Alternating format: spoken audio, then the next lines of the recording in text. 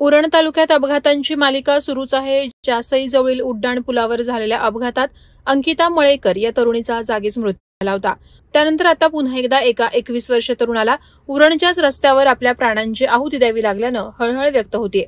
Panvel JNPT रोडवर JWR logistic पाढेघर जवळ हा प्राणांतिक अपघात घडल्याची माहिती समोर आली आहे. दुचाकीस्वार अविनाश राजेंद्र इंगळे याला भरधाव ट्रकनं जोरदार धडक दिली. प्रत्यक्षदर्शींच्या म्हणण्यानुसार या अपघाताला कारणीभूत ठरलेला ट्रक चालक विरुद्ध दिशेनं गाडी चालवत असल्याचं सांगण्यात आलंय. हा अपघात महाराष्ट्र दिनी 1 मे रोजी झाला. अविनाश हा होतकरू तरुण मूळचा सातारा येथील रहिवासी होता. तो कळंबोलीमध्ये आपले नातेवाईक आणि सहकाऱ्यांसह राहत होता. त्याचे आई वडील गावी शेती करतात. पालकांना एकुलता एक असलेला अविनाश हालाकीची परिस्थिती असल्याने कुटुंबाला हातभार लावण्यासाठी उरण खोपटे येथे कंटेनर यार्डमध्ये काम करत होता. 1 मे रोजी सुट्टी असूनही त्याला कामावर बोलावलं होतं. त्यामुळे तो सकाळीच फर्स्ट शिफ्टला गेला होता. कामावरून परतत असताना दुपारी 3 वाजण्याच्या सुमारास हा अपघात झाला.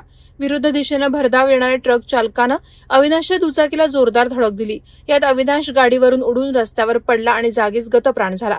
यानंतर दुचाकी ट्रक पाठोपाठ फरफटत गेली आणि तिने लागलीच पेट घेतला. अपघातानंतर ट्रक चालक मात्र कोणतीही मदत न करता घटनास्थळावरून पसार झाला होता. कालांतरानं ट्रक चालक पनवेल शहर पोलीस स्टेशनमध्ये हजर होऊन त्यानं गुन्ह्याची कबुली दिली. याबाबतची सविस्तर माहिती अविनाशच्या कुटुंबियांमार्फत देण्यात आली आहे. पोलिसांनी ट्रक ताब्यात घेऊन चालकाविरुद्ध गुन्हा नोंद केलाय. याबाबत पुढील तपास पनवेल पोलिसांमार्फत सुरू आहे. मात्र होतकरू तरुण अविनाश इंगळेच्या अकाली जाण्यानं इंगळे कुटुंबियांवर दुःखाचा डोंगर कोसळला आहे. वादळवारा live city news bureau Uran. Navi Mumbai व रायगड जिल्ह्यातील ताज्या बातम्या आणि घडामोडींसाठी सबस्क्राईब करा वादळवारा लाईव्ह चॅनल आणि दाबा बेल आयकॉन.